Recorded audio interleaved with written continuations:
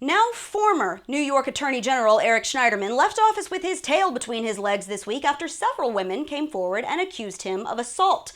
Now that was just a little shocking. What's not shocking? The fact that all of those liberals who used to hail him as a hero of their Trump resistance are now falling all over themselves to pretend like they weren't worshiping him just last week.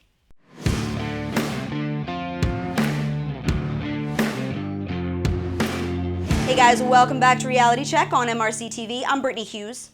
Eric Schneiderman once said that his goal was to end male supremacy in all its forms.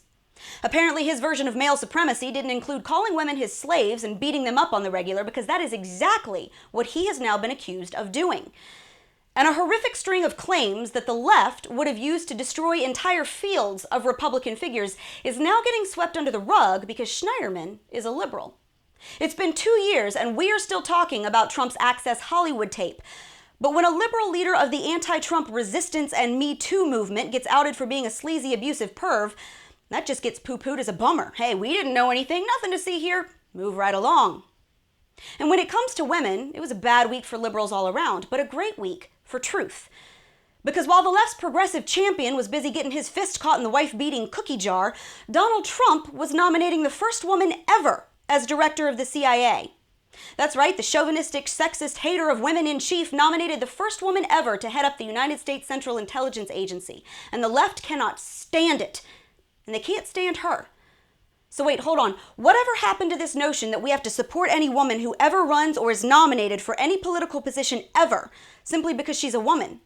I mean, that was the deal, right? That's how it worked with Hillary Clinton. That's what we were told. We were all supposed to jump on board the chick train and vote for her because she was a girl. I mean, yeah, sure, she lies like she breathes, and she got some people killed, and there was that whole pay-to-play thing and the emails, and her entire political past is shadier than a car ride with a Kennedy, but she's got lady bits, and you're a sexist if you didn't get behind that. But not so much for Gina Haspel.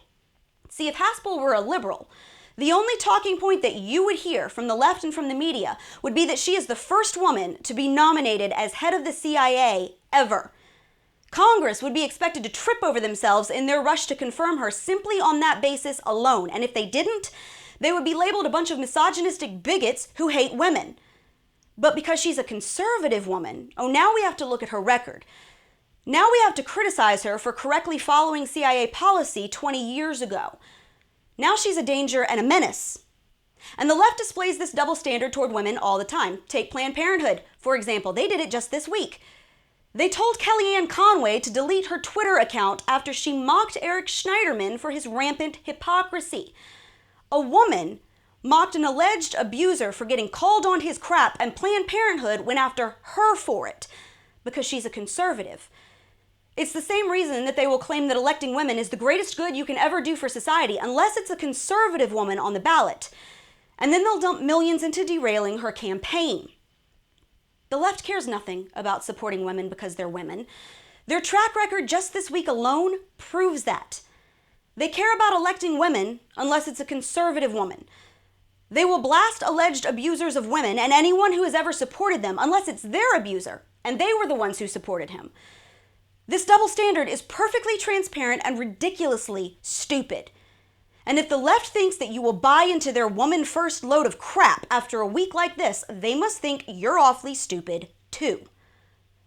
And that's your Reality Check, America. Subscribe to our YouTube page, like us on Facebook and Twitter, and stay sane out there.